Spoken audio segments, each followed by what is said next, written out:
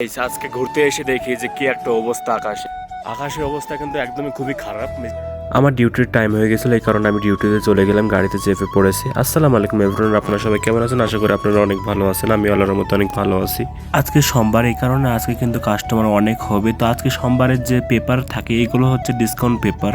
এখন কিন্তু সবে সকালে, এই কারণে কিন্তু এখন কাস্টমার নেই। সোমবারে কিন্তু কাস্টমারের সকালে কিন্তু হয় না, 10টার পরে থেকে কিন্তু শুরু হয়ে যাবে কাস্টমারের চাপ।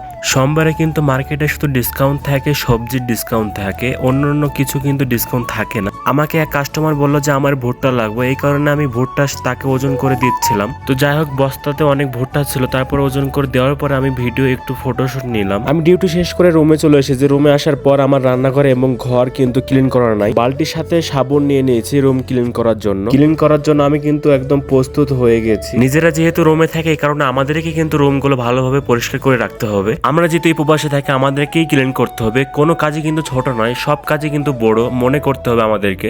এখানে ভাতের হাঁড়ি রেখে কিন্তু কালো হয়ে গেছে, এই কারণে আমরা স্প্রে দিয়ে সুন্দরভাবে ক্লিন করার চেষ্টা করছি। ডিউটি করে এসে রুমের কাজ পুরো কমপ্লিট করে আমরা চলে গেছিলাম একটা জায়গায় ঘুরতে।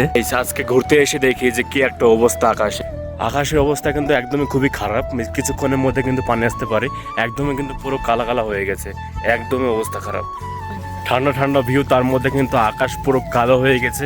তো এতটা সুন্দর লাগছে, মানে কি বলবো। কিছুক্ষণের মধ্যে যদি পানি চলে আসে হয়তো ভিজে যাব। তো তাড়াতাড়ি করে আমাদেরকে কিন্তু রুমে যেতে হবে। আমরা কিন্তু রওনা দিয়ে দিয়েছি রুমের দিকে। তো আকাশের পরিস্থিতি কিন্তু খুবই খারাপ। মুখে বলতে বলতেই কিন্তু বৃষ্টিতে একদম পুরো ভরে গেছে।